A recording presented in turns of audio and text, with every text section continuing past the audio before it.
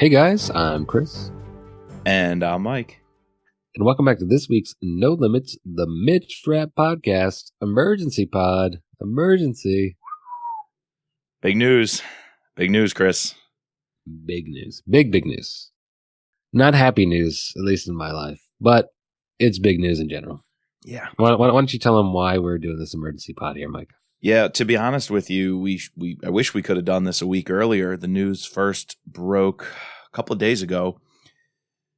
George Guidall is retiring from the Mitch Rap series. The decades-long voice of Mitch Rap will not be narrating Code Red come September 12th. That was heartbreaking to hear, Chris. It really was. I know you're a big fan. You introduced me to George. You, in fact, introduced me to all audiobooks. We had him here on the podcast. We had the blessing of connecting him with his biggest fan, and I guarantee you, Sherry, our friend and patron, is George Guidall's absolute biggest fan. She goes to bed every night thinking of his voice. This is heartbreaking news. This is tough. This is a tough one to swallow. Yeah, I think I was in the airport, like flying on the way flying here when I saw that, and I put it in the group me. And they were like, "What is this?" Yeah, so they posted it that we're gonna have a new audiobook reader. It's not gonna be George. And when I first read it, I was kind of sad, and I don't know. I want to take this time to we can talk about what we think going forward is going to be, but maybe we could take a second to say why we appreciated George a little bit. What we're gonna miss. For me, I just feel like one, he's a great audiobook narrator. Whether it be I've really enjoyed his novels reading Mitch, and then even now I've read just reading more thriller novels. He's done so many, so he did a few of the Scott Harvath ones in the beginning, and they have their own edge. But when you start with somebody and you just get this image in your mind, half the time felt like I was listening to a Vince Flynn novel, but no, it was written by Brad Thor. That's the kind of sense. And now that Armin Schultz has taken over and he's done more than half of them, I feel like he has that series locked in. And then George is the voice of Mitch Rapp, and like he's the way he's done Claudia, the way he's done Anna, the way he's done old Anna, like the way like I don't want to hear somebody else do it. Like that's the first thing that came to mind. Yeah, I'm with you. Since you mentioned Claudia and Anna, to me, that sure, Mitch Rapp's voice is what it is. Obviously losing George is huge, but below that, Claudia and Anna, I loved George's delivery of those two characters. That little hint of French background in Claudia's voice, and Anna, that playfulness when she's ribbing Mitch. I think that's what I'm going to miss the most. And particularly in the Kyle Mills books, he ran with that. That Claudia and Anna were huge part of his contribution to the series. So I think that's a huge loss. I think there's one other hot take of something I really love. Let me save that after we're done lamenting. I'll tell you something I'm extraordinarily excited for, but George did write on the vinceflynn.com website a little note to the fans, to the community about this, about how much it meant to him. And he said, "I feel the need now to pass the Vince Flynn Glock 17 baton over to another performer who will be closer vocally to the younger assassin than yours truly." I'll be honest with you. I hope that's not the reason, on the business end of things. He does say, "I feel the need to pass the torch," so I'm okay if that's his personal decision. I just really hope, and we don't know what went on behind closed doors, this idea of wanting a younger voice, closer in age to Mitch. I think a key part of Mitch's arc and trajectory has been that he is aging. I think going into the next round of books, it should be that he is aging. There's various ways Vince dealt with that, various ways Kyle has dealt with that. I think obviously you have to head some of that off. This is a cash cow, right? You got to keep it flowing. So you have to head off the aging in some regard. But to me, the fact that an older voice was narrating Mitch Rapp, who is only in his God, it's debatable, but is probably in his early 50s. You know, we can go back and find the research on that exactly, but should Late be 40s. somewhere. Should be somewhere late 40s, probably, if you're being very strict about it. He probably hit Early that 50. 50s. Yeah. But based on interpretations, we're talking someone in his 40s who's still physically and mentally as capable as he was in his 20s and 30s, to be honest with you, just about. I hope the business end of things wasn't, we want a younger reader. And another reason that doesn't sit well with me was, remember Jack Carr talking about getting readers for his series, and I think he was entirely right in that the James Reese series did need someone younger, and I don't think George. I'm pretty sure he was auditioned or whatever, he was on the short list. I don't think that voice, that age dynamic would have worked for someone like a James Reese with a younger family. But that's a different series. That's James Reese. You know, a Mitch Rapp, I think it's fine. And so I hope the age thing wasn't a huge motivator. I hope it truly is George feeling it's the right time, his call. He knew this. And also a little thing that's strange is that it's Kyle's last book. You know, I totally would have understood, and it would have seemed seamless if Don Bentley and you know, in the boardroom, they're talking about, well, new author, kind of reboot, jumpstart things. Maybe we bring on a new narrator then. I feel like that could have made sense, but at the same time, maybe that would have been too much transition, right? That's something I was thinking about. Is it still the Mitch Rapp series if you bring a new author and a new narrator at the same time? Maybe that's too much. So by easing us in, we're going to get a new narrator while we still have a Kyle Mills book. From the business end of things, I get that too. So long and short of it is, I don't know what happened. You don't know what happened. We don't know anything behind the scenes. There's many things to be excited about with Steven Weber, and that's what I want to get into in a little bit, is all the positives that can come out of this. But I think it's only right that you and I had our moments to get all that out on the floor. Yeah, and I almost feel like I understand, like, all right, we're going to head this off and not have too much change, so let's change something now, and then we're going to change the author in the next book. But, you know, George is just such a, and I don't know how much audiobooks, you know, how much they actually sell, you know, like whether or not they even like really care about the audiobooks. Like obviously obviously they do care about it, but a lot. What do they care about more? I would have thought it would have been more sense to use George to bridge the gap between Don and Kyle, you know, like have George read Don's first book and then you can make a change. Be consistent. Then it's at least like, you know, we have something tangible. The next book, we're going to have double new narrators essentially, because Steven Weber is going to get us for one book, and then like we're not going to have any sort of unless you've read other novels by that he's read you're not going to have any true connection to him. I don't know, I just felt like it was a lot of change for this.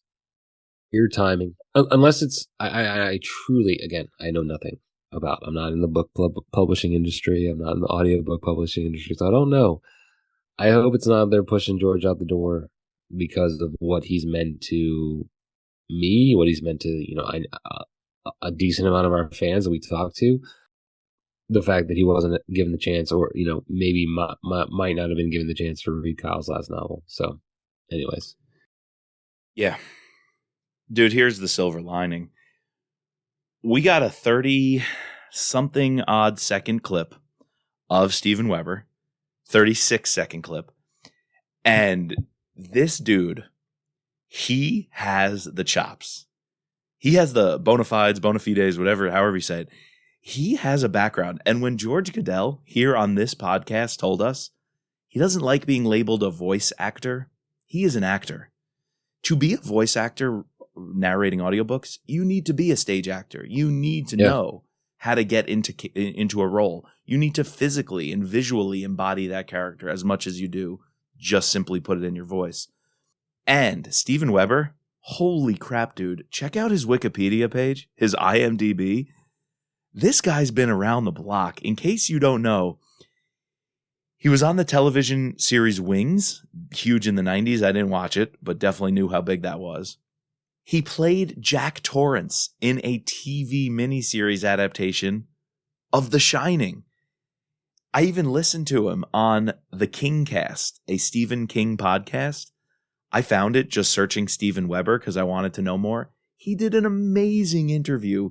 He is extraordinarily well-versed in Stephen King and the whole Stephen King properties, from books to movies and everything. This guy really knows what's going on in Hollywood, in showbiz, but also in fiction.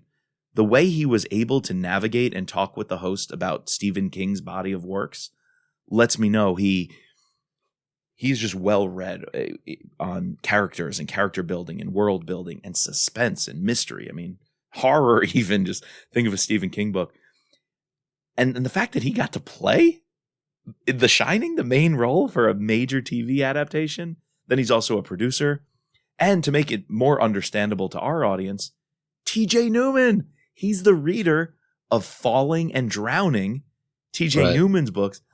I read Falling, still want to try to have her on the podcast. I reached out to her agent a couple of times, would love to make that happen, just haven't gotten anywhere, so I'm working on it. When I realized Steven Weber was the one who did that book, dude, I felt like I was in great hands. I remember loving it. It is just really thrilling. The audiobook, I felt, made the book pop even more. And so the fact that we're getting someone so well practiced, so well known, and someone with years and years of history in acting, in voice acting, in narrating. He did It. He did Stephen King's It. The fact that he got to narrate It and won awards for it, you couldn't have on paper picked a better person. Yeah, no, this is a guy that I've seen. He's like that guy, He's like that guy. Yeah, he's that guy that you see. He's obviously has a huge IMDb in a lot of different things. Everything. Currently on Chicago Med. If you're watching any of the Chicago series, I don't want to bang him down before we actually hear the full body of work, but I am a little bit excited that they picked someone with this resume, and not someone new. So we'll see. Harlan Coben, he did a bunch of the Harlan Coben books. A lot of Harlan Coben. On paper, like I said, this is an A++ signing. This is like huge draft pick, level news. Again, we went through the negatives. We're bringing you some positives, but the truth is we just don't know. We don't have Code Red. We have a mini clip of him as Mitch Rapp.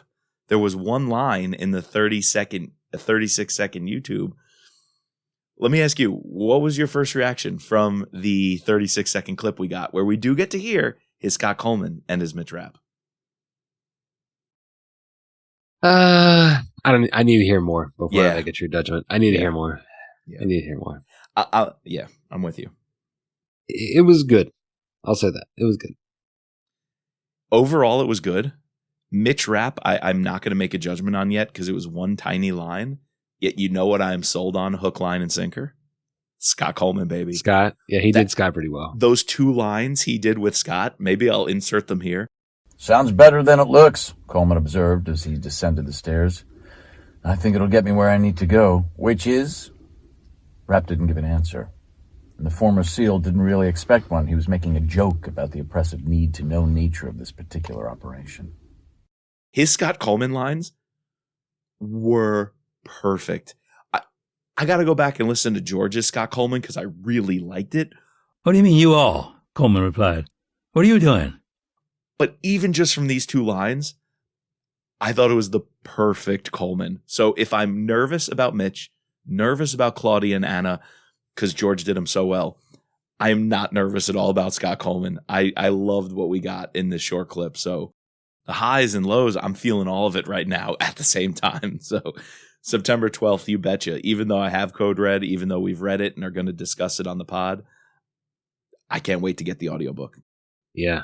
I'm really excited to fully deep dive into this new, experience. Just like, especially as an avid audiobook reader, and really, sort of diving into what I like and what I don't like about different narrators. It's going to be a fun experience to get this new person. So it makes me want to go and read some of these Harlan Coben novels, like the Marion Voltaire or the new Win series that he is the narrator for. So. Yeah. And honestly, even Falling and Drowning, Falling was so good.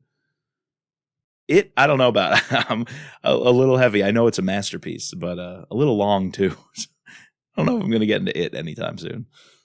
I watched the movies. Yeah, they're all right.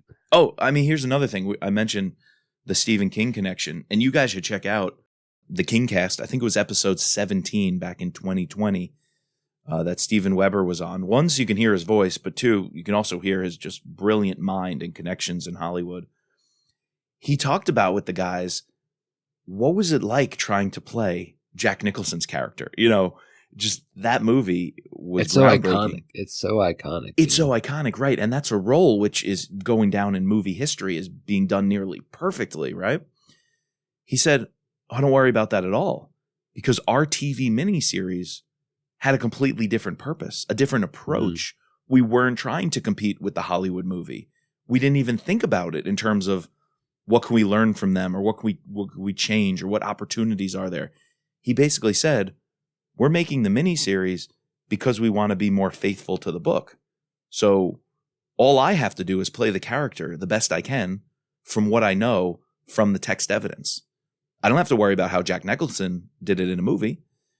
And that was really reassuring, his approach there. Totally recommend you listen to this interview, because now he's taking over from George. How much are you going to worry about what George did versus what you have to do? Kyle showed us, right? You can take over from a titan, from a giant. He took over from Vince. He made it his own. He respected the original. I had no doubt in my mind the way Steven was talking about playing Jack Torrance in the Shining TV show compared to Jack Nicholson. He's taken over from a giant before, or he's done it his own way. And he's done that to respect the original text. He's a huge Stephen King fan. He didn't want to come into it and say, I'm going to put my spin on this character. He wanted to respect the character because he recognized its value. How perfect is that mindset coming into Mitch Rapp? I mean, that's perfect. Ideal. That's what you would want, right? Yes. It's ideal. So yeah, no, I'm excited. I'm excited. I think I'm sad. We said our laments, but ultimately, I think I'm excited. So we'll see. Yes, indeed. All right, guys. So next time you hear from us, we will be covering Code Red, Kent, and hopefully we can talk a little bit about the audiobook, maybe in part 2, but definitely want to deep dive more into Steven Weber and how he does Mitch Rapp, and yeah, more good things to come from the Mitch Rapp pod. You are all going up the ridge to the north. What do you mean, you all? Coleman replied. What are you doing? I'll head down the slope to the south. They don't care about you. Their orders are to capture me or die trying. Screw that, Coleman said, and his men mumbled their agreement with the sentiment. We're not leaving you to roll down a canyon with 100 guys coming in on you. You have your orders. Kiss my ass, Mitch. You don't give orders anymore. The agency pays me, and you don't even work there. As far as I can tell, you're just an unemployed tourist. Then let me put it this way, Rapp said, starting to gather his gear.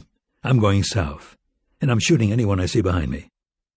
If it's one of you guys, I probably won't go for center of mass, but I'm going to make it hurt.